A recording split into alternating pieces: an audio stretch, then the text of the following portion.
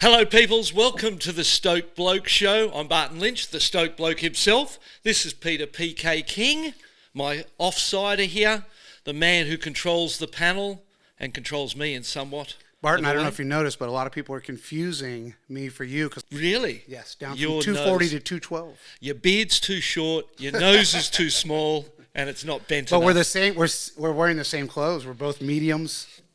No, You're I'm down to I'm down to an extra large. I'm not going to believe that for 1 minute. Hey, ISA World Surfing Games. Woo. It was fantastic, mate. I'd never been to Puerto Rico before, first time, and the people are wonderful. Boricua. I heard you said there was tons of people on the beach for this. Yeah, event. tens of thousands of people. Did they have a team or are they American? Yeah, no, they had a team. Old Tothy, Brian Toth, represented Puerto Rico so well, and he was their How best loved performed. is he? He's totally loved. I love him too. He's a wonderful bloke.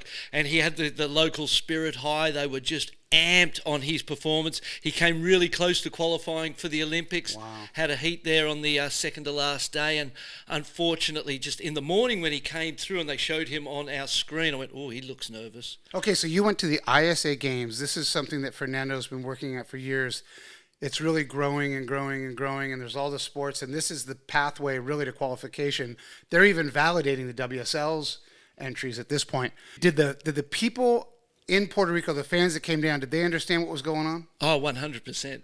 Yeah, they understood. The thing that struck me was, because I'd never been there before and didn't realise what an established surfing culture it had. I'm thinking it's kind of a new surfing destination in my mind, having not been there. But they have such an old, established guard of frothing surfers, my age and beyond, and they were all there, a whole new generation, and then all families came out. It was like a festival, It wasn't, that event's not like a surfing competition as such. More a celebration? Yeah, it's a celebration of surf culture. The opening ceremony is the greatest opening ceremony that exists in the sport. It's so fantastic. It's a different type of opening ceremony, to say the backdoor shootout, which we both rate very highly.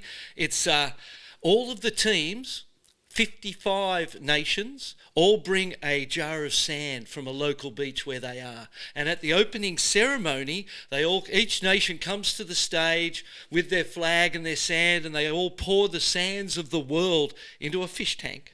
And there's all these different colours. This piece of art's created out of all of that sand that's brought from all of the beaches around the world, all of the nations that are participating. And it's one of the most moving, stirring opening ceremonies that exists in our sport. The closing ceremony is amazing. And then everything that happens in between, even without the Olympics on the line, has always been special. You're there representing your country, you're there representing your teammates, and there's a lot of responsibility that comes with it. It's way more pressure that exists surfing as an individual, say on the WSL. I've obviously surfed on the WSL, but I've also surfed for my country in the 1996 Huntington Beach ISA Games. Have they come a long way since then? And I've coached my country. You told us that story where you almost got mobbed. Yeah, in Peru. So I coached in Costa Rica, we got third. I coached in Peru, we got second. And then we got stoned with objects, not stoned smoking something. And all of a sudden, you realise that this is a really pressure-filled, stressful situation to represent your other teammates. And this year in particular, the thing that was on the line for the nations was a third Olympic spot. So any country can only have 2 Olympians in the draw, right? 2 surfers can qualify, male and female. In 2022 at Huntington Beach, the team that won that for the men and the women got a third spot. So Japan won the men, they got a third spot. Who was there? Kano Igarashi, Rio Inaba, and then the third spot that they won at Huntington Beach would go to Conor O'Leary, representing his mother's country. Big fella's a goofy foot. At Teahupoo, he'll probably do pretty good. He'll do really good, you would imagine. And what an opportunity, Most people sort of say that they didn't recognise or think that the Olympics would ever be involved, so it wasn't a goal. We saw Carissa Moore said that. It was never a reality. For me, it was never anything you ever thought of was the Olympic Games. So now that surfers can go to the Olympic Games, become Olympians, it has become most probably the highest accolade, the most prestigious accolade that exists in our sport. and people were fighting for those spots. Brazil obviously had Felipe Toledo and João Chianca already qualified. They didn't have Medina, Italo, or Iago. They're three goofy footers who are amazing in that Olympic qualification. So for them to get the third spot in the men's was obviously a goal, and they did that. They won that. They won the third spot. Iago, Felipe, and Gabriel were in great form. Felipe, not so much. In the end, let's have a look at what they win that by. Brazil win the overall on 1,941 points compared to France on 1,900. So 41 points separating first and second. Brazil, Felipe went out early. If he had gone one place less, Gabriel wouldn't be in the Olympics. Iago, one place less, Gabriel wouldn't be in the Olympics. As it turned out, they did what they needed to do, barely. Iago was in incredible form. Let's put that out there. He and Gabriel were the stars of the show from start to finish. Crazy because you were saying it was between those two. Brazil decided if the team won that extra spot, the person getting it was who finished higher between Iago and Gabriel. So there's so many things going on at an ISA World Games. You know, obviously there's the individual. There's the overall teams. There's the men and women's teams fighting for an extra third Olympic spot, and all of those things come into play to make it one of the most interesting events of all time in surfing, without question.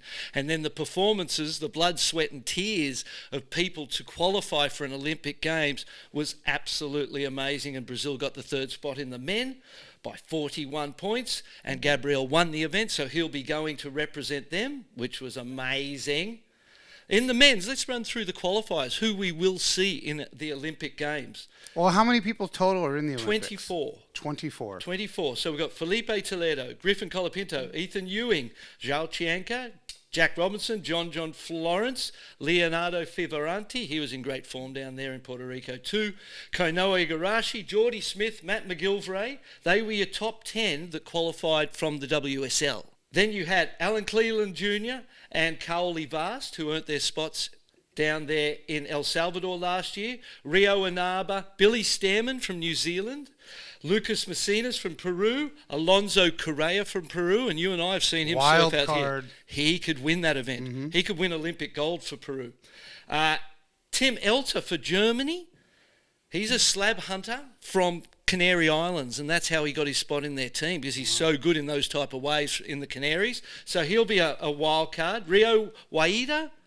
Andy Crier from Spain, 28-year-old guy, got a start in the Spanish team at the end and just surfed amazing. Goofy footer, ripped that place to pieces. Ramzi Boukaim was the final qualifier representing Morocco. So there are 24 men taking part at Teahupo'o in the 2024 Olympic Games. Out of that, I heard 5 names that could win. Did you mention Medina? Gabriel Medina. So the people that haven't been confirmed yet are those third spots achieved by Brazil. They won the women, they won the men, they won the overall teams. Gabriel won the men's event, and Iago did extremely well. And then in the women's, Tatiana looked like the winner the whole way through. But Sally Fitzgibbons, in the final, on a final seconds, a buzzer beater as they call them, wave, she won her 4th gold medal for Australia at those ISA Games. She's the most accomplished athlete in the history of the ISA Games with 4 golds. Just knocked Tachi out, but what they had done, Brazil, was enough to have them win the women as well. So they're going to send Luana Silva. She was the third, so it was Tachi, Tanya Hinkle, and Luana Silva with the Brazilian team. And Tanya Hinkle qualified with her result, and Luana will get that wild card, that third spot that Brazil won. So Brazil smashed it up, mate. The only thing they didn't win, outside of a clean sweep, was Sally Fitzgibbons winning the women. But they won the overall teams, men's teams, women's teams. Gabriel won the men's, and Tachi got second in the women's. So congrats to the Brazilians. It was a powerhouse performance, and they did exactly what they needed to do to get those, Gabriel in particular, to the Olympic Games, because we all want to see him there. So there's still a Brazilian storm. There is still a Brazilian storm, and although on the WSL they don't make the top 10 at that point in time, when it came to the ISA games, they were in incredible form, well coached. And now Flavio Patarats is running that ISA Brazilian Surfing Federation. He was there, and he's doing, making great moves with them and taking, the sport in Brazil. They've got the best domestic tour, most probably in the world, the most lucrative domestic tour. They've dominated with the Brazilian Storm on the WSL, and now at ISA is heading into the Olympics. This is our second Olympic cycle, as they call it, and Brazil are dominating. And they're going to be at Teahupoo. What do you think about Teahupoo as a spot to hold the Olympics? Well, I think, It's not a performance wave. No, it's definitely not a performance wave, but it's the scariest wave on the planet. I hope they have a big swell, huh? And if you're going to show surfing to the world, the first Olympics that they saw surfing was Japan. Stormy beach break conditions, but we still had waves. And the performances were pretty good, incredible performances in the waves. For Japan, it could have been a lot worse.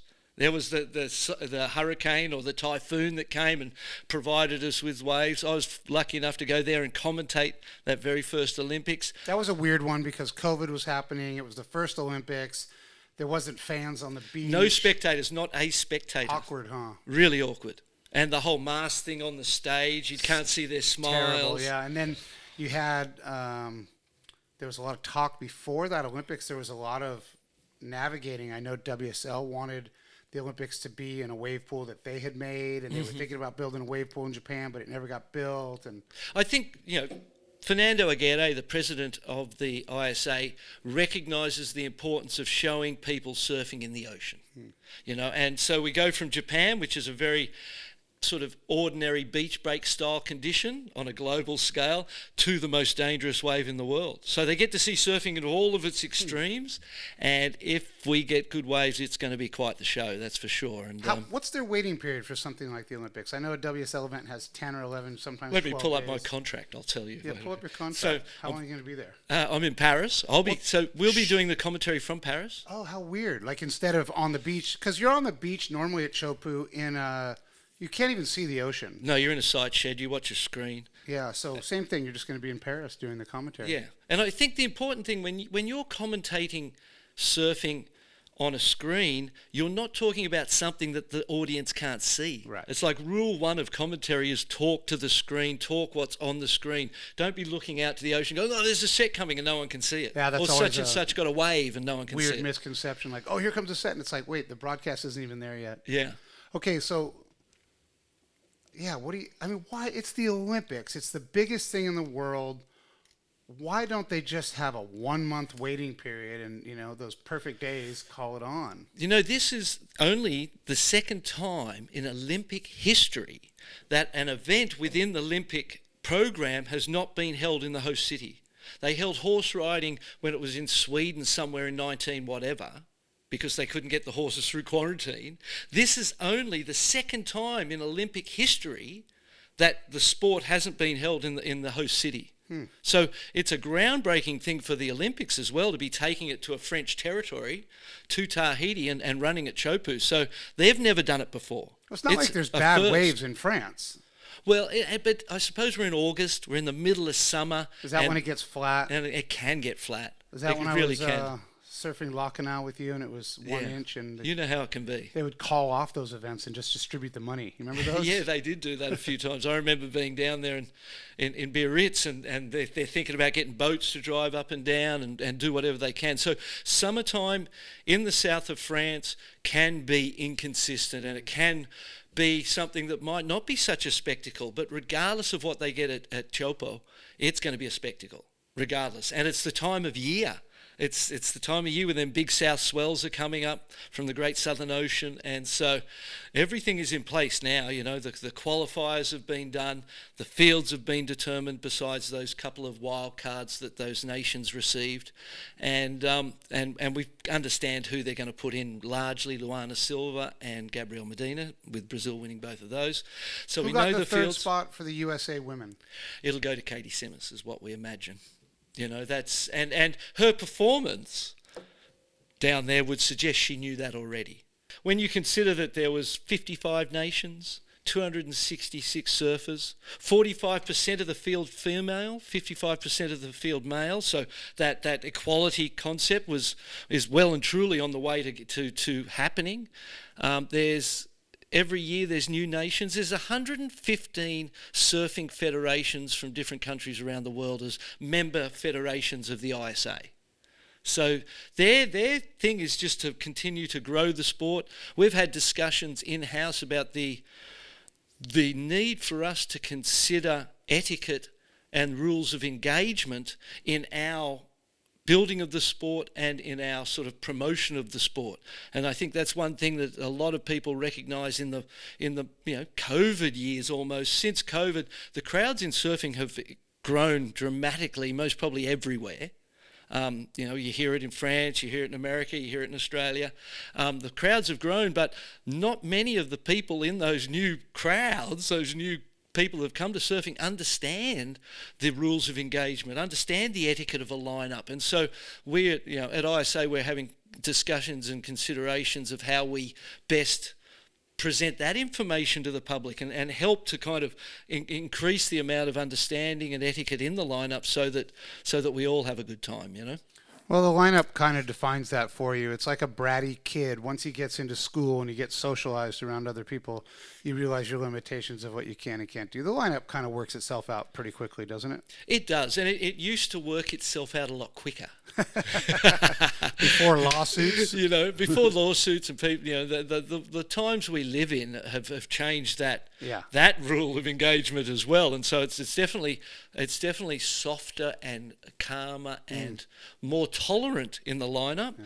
But at times it's there's disrespect. There's just disrespect of the basic rules of engagement and the respect for each other in the lineup. And that's something that, it's great to know that ISA are considering that and looking at ways that we can create programs and education that'll spread the rules of engagement further afield as more and more people start to surf. So you would imagine you go board riders into your regional titles, into your national titles, and then from there you've got the World Qualifying Series, the Challenger Series, and then the World Tour itself as one pathway.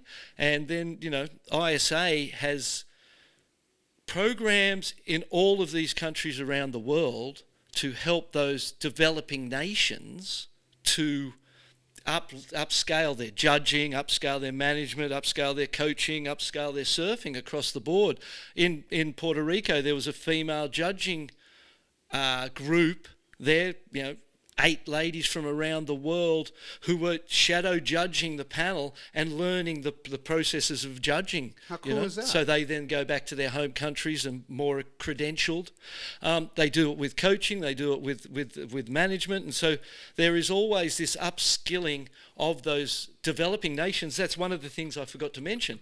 There are 2 spots left in the Olympics, and they are what are called a universality place. And that was one of the spots that people were considering Kelly Slater may be available for, and we're trying to get that wild card, which is called a universality place. Would there be anyone that wouldn't want Kelly Slater in the Olympics besides the other competitors? Yeah, exactly. No, I think everyone would love it, but I don't think it ain't going to happen, because the universality places are for developing nations who at last Olympic Games had 8 athletes or less in all sports. So it's not for Fernando. 11-time world champion. Fernando can't do a wild card to Kelly? No. Kelly ain't getting in. Do you have the power to put him in? I have no power. Kelly is not going to get a start. There's, being an Olympic sport, there's those Olympic channels that come down and determine how things are done. And this is one of the differences between professional sport and Olympic sport, is that each nation has 2 spots. So if we're looking at marathons. Right, so basically USA could have said, hey, we got an extra spot, Kelly, you're getting it. Exactly. But instead they said if one is one, if the USA team said if a spot is gained at this one, it's going to go to the highest placing USA surfer not already in the Olympics from last year's Teahupoo event, and that would have been Barron. Yeah. That's it's up to the national team to pick that wild card, correct? When they win that 3rd spot through winning either the men's or the women's, the team gets to decide. The team gets to decide who gets it. Right. They loved it. Can you speak a bit on Fernando Aguerre? Yeah. So Fernando obviously came from Argentina originally. He started Reef Sandals. Reef Brazil. Reef Brazil was his business. So you know what Fernando did? So Fernando has then taken over that presidency. I think it's 20 years he's been there, and he had this idea of surfing going to the Olympics. Which people thought he was crazy at the time. Yeah, exactly. And it was not something any of us had ever considered. So what a visionary. What a visionary. With Reef itself and what he did there, it's very successful. Went into ISA. He doesn't take a wage from ISA. He has contributed his time and his passion, his love to surfing all these years with these ideas of what he can do for surfing, where he could help take surfing. So he's an amazing character. And then to bring it back into context, I'd never been to work looking like this in my life. I used to shave to do webcasts for WSL and clean up and shave. And then, the beard came and I went to Rio. I trimmed before El Salvador last year and had a haircut and trimmed the beard. And then before Rio, I went, I'm going to see if I can go just like this. And before this event, I just went like this. And I can go and do my job without judgment, without having to look a certain way, dress a certain way, be a certain thing, have political opinions, whatever it is. That the ISA is taking you because they believe you're the best at what you do, not for any other reasons outside of that. Fernando has gone to all of these ISA meetings in floral suits. He's walked into meetings with Olympic dignitaries dressed like the greatest individual that exists. And he's a rare individual. He's always got his hats and his jewellery, and the way he dresses is him. He is 100%. He's like Ross Clark-Jones or Robbie Page. Yeah. They didn't make two Fernando Aguerres, mate. There's not two of them around. And his ability to go to the Olympics as an individual and a representative of surfing who dresses how he wants, says what he wants, and is himself. He's not sucking up. He's not there playing their game, wearing the suit and tie that he thinks they want him to wear to get surfing in the Olympics. He's gone there sporting his own personality and character. And as a byproduct of that, it has allowed surfing to be in that organisation as itself. And for people like me to go to work looking like this. That's great. So there's a lot to be said in what he has done. It's an amazing achievement. And there's layers to the achievement. There's the obvious, surfing in the Olympics. The fact that he doesn't take a wage and has done it out of love and passion is an amazing concept. And then the fact that he is allowed, through his individuality, he has allowed surfing to be itself and to have its own individuality and character intact when it goes into that Olympic world. And they love us for our individuality. They love him for who he is. And so there's much that he has brought to this situation below the obvious that is powerful and important in surfing being in this environment. And then another one of those is going to, for the first time ever outside of the Olympic host city to run a sport. Going to Tahiti, running it at Teahupo'o, is his idea of showing the world how wild surfing can be. Okay, you saw it in Tokyo in Japan, and we got lucky with a typhoon swell. Now you're going to see it at one of the craziest waves in the world and really understand what our sport is, So I'm all about it. I love the fact that he is him and he respects me as me, and I go there and I get a job. There are other organisations where I don't get a job because they don't like who you are or what you say or whatever, So there's a lot to like about Fernando, and there's a lot you can see the special traits that are in him in the path that surfing's taken to this successful historic moment, mate. Second Olympic cycle, young men and women on the Olympic stage. And the difference between professional sport, where it's the best, right, the very best, and you might have 10 Brazilians, say, or 10 Australians or 10 Americans, whatever, in that top bunch. In the Olympics, 2 people from your country go. So if we're in marathon running and Kenya have got the top 5 marathon runners in the world, the top 2 go. And then there's 2 from this nation and 2 from that nation and it's all about propagating the sport across an international field and having people come from different, in the ISA Games, representing Ukraine, say, for example, are people that are recreational surfers. They're not professional aspiring pros who are here to beat people. These are people who are the first generation of Ukrainian surfers, and they've got a surfing federation, and they're coming to the ISA Games, and they are embraced and loved as a part of this family and community. And it's not about how good or bad they are. It's not about how many heats they win or lose. It's the fact that they came there as a part of a global family. And it's a wonderful thing, mate. You see there's human stories in it is what it is. It's not just win and losing in sport. There are these wonderful human stories of success on all these different levels. Just getting there is successful for people. Not even getting through a heat, doesn't matter. Just being there, walking with your country's flag in the opening ceremony, representing your nation, all of that stuff is deeply valued by me, and I think for the sport it's really, it keeps our integrity intact. And the representation of surfing culture that ISA do far surpasses what WSL does. It's a fact, mate.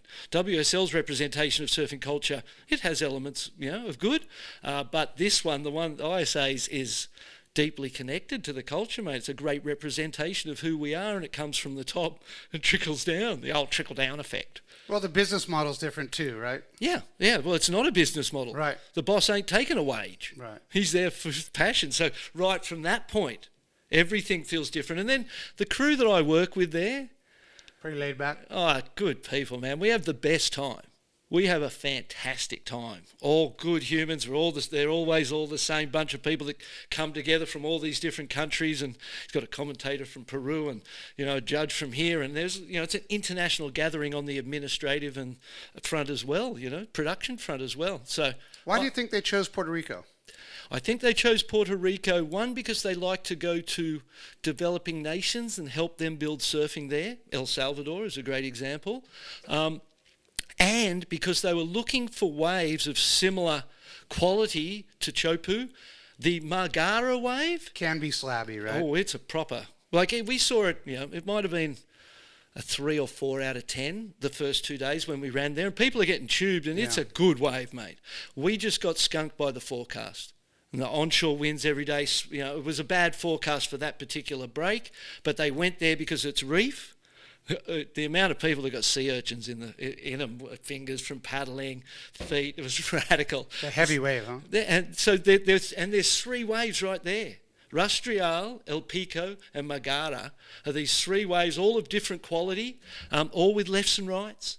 And as bad as it can get, it was still contestable. So it had the potential to be Teahupoo-like, but the forecast didn't cooperate. And even as bad as it can get, it was still contestable, and people still were doing, the performances were amazing. Let's say I put together a trip to go to Teahupoo, New Earth Project trip. Mm-hmm. Koa, Kai, Matahi. You come down with us? Yeah, 100. Would you surf Teahupoo? Yeah. At your age? Small cane. West Peak? No, it's to say you're going to make it. Thing. You're going to make it. Yeah. No, I mean, I haven't surfed there I surfed there in early 90s with Poto. Okay, what board are you riding?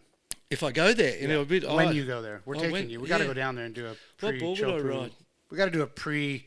There's a Teahupoo WSL event, and then there's a Teahupo'o Olympics, and we got to go down there to inspect the area. Right. That sounds... fair. We need an update on that reef, too, where they drilled 400 holes. Well, I suppose that's another one of those controversial, maybe the most controversial or the only controversial part of this whole program of going there. The ISA did speak out against it, but I think it was all too late.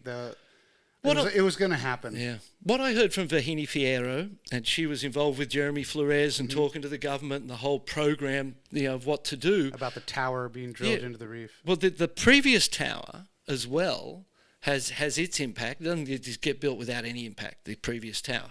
But it doesn't meet insurance standards for the government. So the government is saying, this is my understanding, that if it... I'm not going to cover it because it's BS. They did an internal audit on it, and it completely was legit. The main guy, Batia Davis' older brother, Moana, who builds the reef for WSL, was completely against it, this going in, and then they offered him money and he switched. Did they? Yeah, so we're not even going to talk about it. No. Well, Tamron, my daughter, I know Moana, I know well, right? And your daughter lives in Tahiti. Yeah, my daughter lives in Tahiti. I've spent time with Moana back in the day, and when they go and set up a camp just down the road and stay there for 4 months, live traditional style in this camp they build the tower, go through the event and then break the tower down. And my daughter Tamron was staying at the camp. And I went in there, and hung and had dinner and hung, and it's just at its core, it was a cool thing, mate. They had a great thing going on there. So Teahupoo's a closeout. It's going to terrify. Well, it's a choke. Every wave closes out at some point, but it's got enough channel just to get in and out of it, like in some Houdini fashion. It's not. When I first went there, they would go when it was flat at Tapuna. And they go to the end of the road and there'd be still some residual swell left over. And Poto goes, we're going to go down to this spot, secret spot today. And I'm like, okay. And we go down and paddle out, and it's 2 to 3, 2 to 4. And the reef's right there. And I'm thinking, this is gnarly, this wave. It's only small, but it's gnarly. All the reefs are gnarly in Tahiti. There's no such thing as a not gnarly one. And then I'll go home. I haven't been back for a decade or whatever it is. And then I start seeing the photos and the images, and then Laird's wave, and none of it makes sense to me because it's so close to the reef, it's so dangerous at 4 feet. I'm thinking, how do they do this? How does this 10, happen? 12, 15. It's a phenomenon. It's something that just doesn't make sense that people could even ride waves like that. When I was a kid, you would never have imagined or never dreamt of surfers being of the ability to ride that. That's one of the things that ISA are doing in preparation for the games, is sending athletes down there for training camps.